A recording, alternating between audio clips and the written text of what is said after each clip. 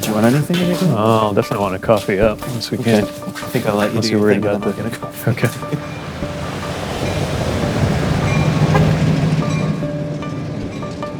So it's a big field. There is a chance you might not win. What impact? That was very diplomatic. There is a chance you might not win. I Slight remember chance. that. Pete Buttigieg has been on his first campaign swing in Iowa for less than an hour. This is the third Iowan to ask him a question about his run for president.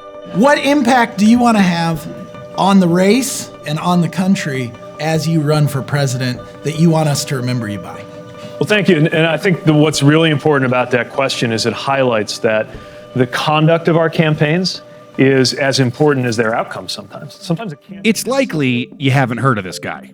He's the mayor of South Bend, Indiana, a Rhodes Scholar, a Navy Reserve veteran of Afghanistan. He's a Democrat. He was born in 1982, making him the youngest person running for president this year. Terrific. Nice to meet you. I wonder if you feel like part of this is about trying to win some national credibility for millennials. Some people, they think all there is to us is avocado toast or eating Tide Pods or whatever people say about us. But we're the generation with the most at stake. And, our asses were out there in Afghanistan and Iraq. And I think we've earned a place in the national conversation. And so this is a vindication, I hope, of the idea that millennials belong in this conversation, just as I think it could be a vindication of the industrial Midwest and a vindication of the role of local leadership in national conversations. Got popcorn. Yeah, got every mince. Mouthwash. Very important. First thing people remember about you is smell. So you want to make sure you're not giving them the wrong thing to remember you by, I guess. At 37, he's on the young side of a Democratic field that includes candidates in their late 60s and late 70s. He doesn't exactly say people like that are too old to be president, but he does say age matters. Thanks a lot. Thanks for the invitation, too. I think a lot about the way the world's going to look in the year 2054. That's the year when I will reach the current age of the current president. And I think if you're worried about what the world will look like, worried about what your life will look like then, you have a different perspective. One way he's trying to build a cross-generational coalition is to use words Republicans use, while making his case for a progressive agenda. Because you're not free, if, for example, you can't start a small business because leaving your job would mean losing your health care. That you're not free if consumer protections have been erased so that you can't sue a credit card company even after they get caught ripping you off.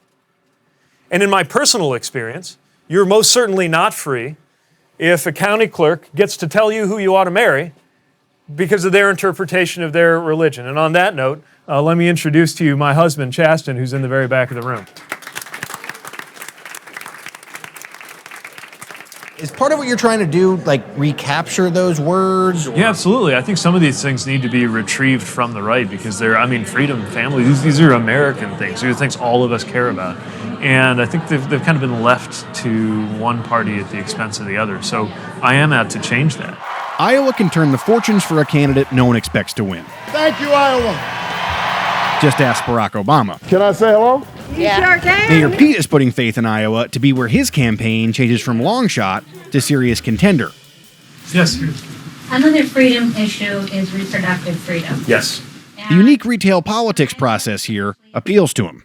My belief is pretty simple, which is that this is a very difficult, challenging decision that a woman has to make with the guidance of her doctor.